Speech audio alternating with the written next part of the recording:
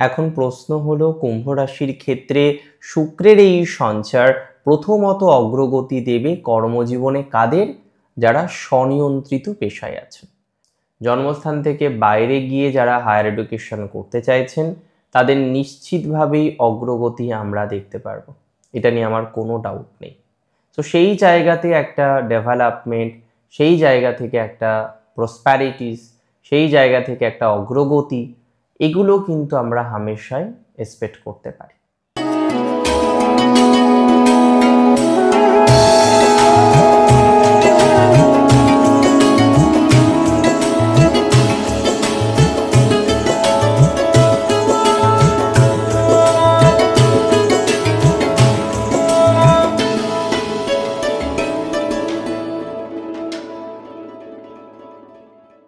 নমস্কার, স্বাগতম আপনাদের প্রত্যেককে আজকের বিশেষ পর্বের অনুষ্ঠানে। মঙ্গলের রাশি বৃশ্চিক, আর সেই বৃশ্চিকে প্রবেশ করছেন শুক্রাচার্য। কবে প্রবেশ করছেন? ইংরেজি মাস নভেম্বরের ২৬ তারিখ। সেখানে বহাল তবিয়তে থাকবেন ডিসেম্বরের ২০ তারিখ পর্যন্ত। এবং এই যে একটা সময়কাল, একটা লং টাইম, আর এই সময়কাল আমি মনে করি অত্যন্ত বিশেষ। কাদের জন্য বিশেষ? প্রত্যেক রাশির জন্য বিশেষ। তবে কর্মভাবে শুক্রের প্রবেশ, ভাগ্যপতির কর্মভাবে প্রবেশ নিশ্চিতভাবেই কুম্ভ রাশির ক্ষেত্রে অনেকটাই পজিটিভ বার্তা বহন করে আনে। একটা কথা মাথায় রাখতে হবে, শুক্র আপনার ভাগ্যপতি। সো ভাগ্যস্থানের বা ভাগ্যপতির অবস্থান পরিবর্তন, যে কোনোভাবে প্রবেশ, যে কোনোভাবে তার অবস্থান আপনার জীবনচক্রে বিশেষ ভূমিকা কিন্তু বহন করে আনে। That's for very sure. এখন আমরা লক্ষ্য করতে পারবো যে কুম্ভ রাশির দশমে অর্থাৎ 10th হাউসে তাদের নবমপতি অবস্থান করবে। এবং দেখুন, একটা কথা আপনারা জানেন যে কোণাধিপতি কেন্দ্রে বা কেন্দ্রাধিপতি যদি কোণে অবস্থান করে এবং সেই প্ল্যানেটটা যদি পাপ পীড়িত না হয়, তাহলে সেই প্ল্যানেটের ভাইবস অনেক বেশি বৃদ্ধিপ্রাপ্ত হয়। কুম্ভ রাশির ক্ষেত্রে শুক্রের এই সঞ্চার প্রথমত প্রভূত পরিমাণে অগ্রগতি নিয়ে আসবে আপনাদের কর্মজীবনে। দেখুন, সবাই তো ব্যবসা করে না, বা সবাই সেলফ প্রফেশনও করে না। প্রত্যেক প্রফেশনের জাতক জাতিকাই থাকবেন এবং প্রত্যেক রাশির মধ্যেই থাকবেন। এখন প্রশ্ন হলো, কুম্ভ রাশির ক্ষেত্রে শুক্রের এই সঞ্চার প্রথমত অগ্রগতি দেবে কর্মজীবনে কাদের? যারা স্বনিয়ন্ত্রিত পেশায় আছেন। স্বনিয়ন্ত্রিত পেশা বা বৃত্তি বিভিন্ন ধরনের হয়। কেউ অ্যাডভোকেসির সাথে যুক্ত, কেউ অন্যান্য বিষয়ের সাথে যুক্ত। তো প্রথমত আমি সেগমেন্ট হিসেবে বলবো যারা কাউন্সেলিং করেন। অনেক জাতক জাতিকা আছেন আপনারা যারা কাউন্সেলিং করেন। তাহলে যারা কাউন্সেলিংয়ের সাথে যুক্ত বা কানেক্টেড, কোনো না কোনোভাবে কাউন্সেলিংগুলো সাকসেসফুলি করে চলছেন এতদিন ধরে, তাদের একটা প্রভূত পরিমাণে অগ্রগতি আমরা দেখতে পারব। কাউন্সেলিং, সেটা কেরিয়ার কাউন্সেলিং হতে পারে, সেটা সাইকোলজিক্যাল কাউন্সেলিং হতে পারে, যে কোনো ধরনের কনসালটেশন বা কাউন্সেলিং, যে কোনো ধরনের অ্যাডভাইজারি। অনেকে দেখবেন 60 বছর পরবর্তী সময়ে কনসালটেশনের সাথে কানেক্টেড হন, সেই অর্গানাইজেশনেই কনসালটেশন দিচ্ছে। এই যে ম্যাটারগুলিতে যারা কানেক্টেড, তাদের কিন্তু এই সময় অনেকটা পজিটিভ দিশা আসবে। দ্বিতীয়ত, অনেক জাতক জাতিকারা রয়েছেন তারা সরকারি কাজ করেন, কলেজে আছেন, ইউনিভার্সিটিতে আছেন এবং একটু দায়িত্বপূর্ণ পদ সামলান। যে কোনো এক জায়গার ভিসি, কোনো এক জায়গায় ভালো একটা দায়িত্বে আছে। এই যে দায়িত্বপূর্ণ পদগুলো যারা সামলান, কুম্ভ রাশির মধ্যে বিলং করেন, তাদের প্রফেশনাল অগ্রগতি দেখতে পাচ্ছি। অর্থাৎ কোনো না কোনোভাবে আপনার কর্মজীবনে একটা ডেভেলপমেন্টের মাত্রা বৃদ্ধিপ্রাপ্ত হবে। দেখুন, সবাই সেম ভাইবসে কাজ করে না, প্রত্যেকের ভাইবস ডিফারেন্ট। প্রত্যেকের চলা ফেরা, পরিকল্পনা করা, ধারণা বা কনসেপ্ট আলাদা আলাদা। আমি মনে করি যারা সেলফ প্রফেশনে আছেন, দায়িত্বপূর্ণ পদগুলোকে এক্সট্রাভাবে নিয়েছেন, তাদের অগ্রগতি হবে। খুব ভালো গ্রোথ দেখলাম পলিটিক্সে।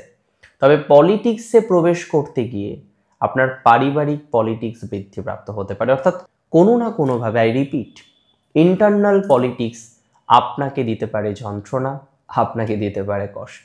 অনেকের বাড়িতে দেখবেন ইন্টারনাল পলিটিক্স প্রচুর পরিমাণে রয়েছে এবং পলিটিক্সগুলিকে আপনি সমাধান করতে পারছেন না।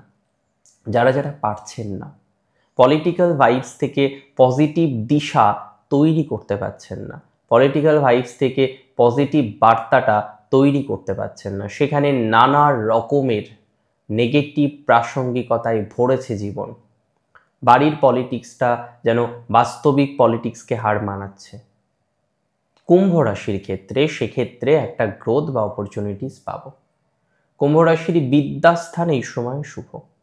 সুতরাং যারা প্রফেশনাল কোনো এডুকেশন করতে চাইছেন, হায়ার এডুকেশনের মধ্যে তো অনেক প্রফেশনাল এডুকেশন হয়, যারা প্রফেশনাল এডুকেশনটা করতে চাইছেন তাদের পজিটিভিটির মাত্রাটা বাড়বে। প্রফেশনাল এডুকেশনের ক্ষেত্রে উল্লেখযোগ্য ভূমিকা দেখছি। তবে অনেককে জন্মস্থান থেকে দূরে যেতে হতে পারে। অনেকেই আছেন যারা মাঝে মাঝে পরিকল্পনা করে যে বার্থ প্লেস থেকে একটু দূরে চলে যাব, একটু অন্য জায়গায় গিয়ে পরিকল্পনা করব। Well and good. তো যারা হায়ার এডুকেশন করতে চাইছেন, জন্মস্থানের বাইরে গিয়ে করতে চাইছেন, তাদের পজিটিভিটির মাত্রাটা বাড়বে। জন্মস্থান থেকে বাইরে গিয়ে যারা হায়ার এডুকেশন করতে চাইছেন তাদের নিশ্চিতভাবেই অগ্রগতি আমরা দেখতে পারবো, এটা নিয়ে আমার কোনো ডাউট নেই। তো সেই জায়গাতে একটা ডেভেলপমেন্ট, সেই জায়গা থেকে একটা প্রসপ্যারিটিস, সেই জায়গা থেকে একটা অগ্রগতি, এগুলো কিন্তু আমরা হামেশাই এক্সপেক্ট করতে পারি। সো আপনার জীবনচক্রের ডেভেলপমেন্ট হবেই। সো আপনার অগ্রগতির জায়গাটা আমরা দেখতে পাবো। কোনো না কোনোভাবে আপনার অগ্রগতির মাত্রাটা আরও বৃদ্ধিপ্রাপ্ত হবে, কোনো না কোনোভাবে আপনার ডেভেলপমেন্টের মাত্রাটা আরও বৃদ্ধিপ্রাপ্ত হবে, কোনো না কোনোভাবে আপনার সচেতনতার জায়গাটা আরও বৃদ্ধিপ্রাপ্ত হবে। সো দিন শেষে নিজেদেরকে সচেতন করুন, দিন শেষে নিজেদেরকে আরও বেশি এগিয়ে নিয়ে যাওয়ার প্রচেষ্টা করুন। দেখবেন আপনার হেরে যাওয়ার কোনো জায়গা নেই। তবে যারা বিভিন্ন রকম এন্ট্রান্স এক্সামিনেশন দিয়েছিলেন, দেওয়ার পর কম্প্রোমাইজ করে অন্য জায়গায় অ্যাডমিশন নিতে হয়েছে এখনো পর্যন্ত, আমি বিশ্বাস করি তাদের ক্ষেত্রে কিন্তু একটা পজিটিভ ভাইবস আসতে পারে। তাদের ক্ষেত্রে কোনো না কোনো ডেভেলপমেন্টের মাত্রা আমরা দেখতে পারব, কোনো না কোনো পজিটিভিটির জায়গা কিন্তু আমরা দেখতে পারব।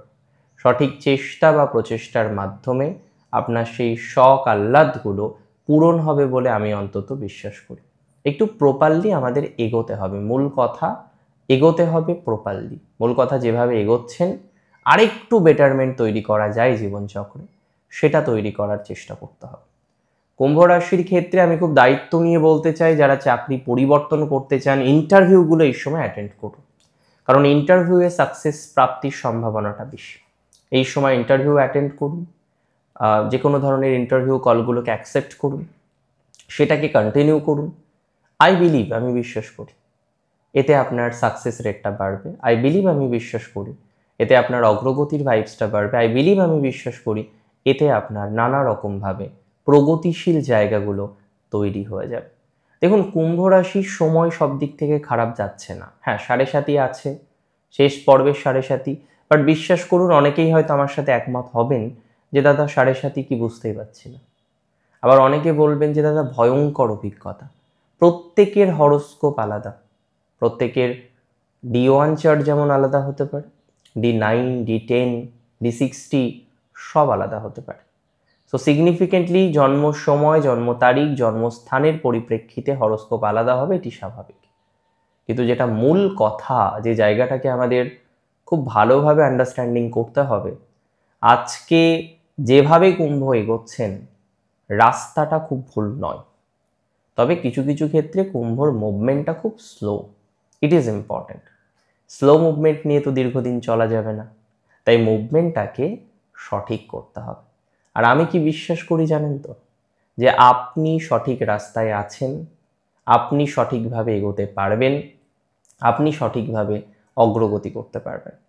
আমি আশাবাদী আপনাকে নিয়ে, আমি আশাবাদী আপনার ডেভেলপমেন্টকে নিয়ে, আমি আশাবাদী আপনার পর্যায়ক্রমিক গ্রোথকে নিয়ে। সো ধীরে ধীরে আমরা উন্নতি করি, ধীরে ধীরে আমরা ডেভেলপমেন্ট করার চেষ্টা করি, আমরা সুস্থভাবে স্বাভাবিকভাবে অগ্রগতি করতে পারবো, এই আশা রাখছি, এই ভরসা রাখছি এবং রেখে পথ চলার চেষ্টা করছি। ভালো থাকুন আপনি।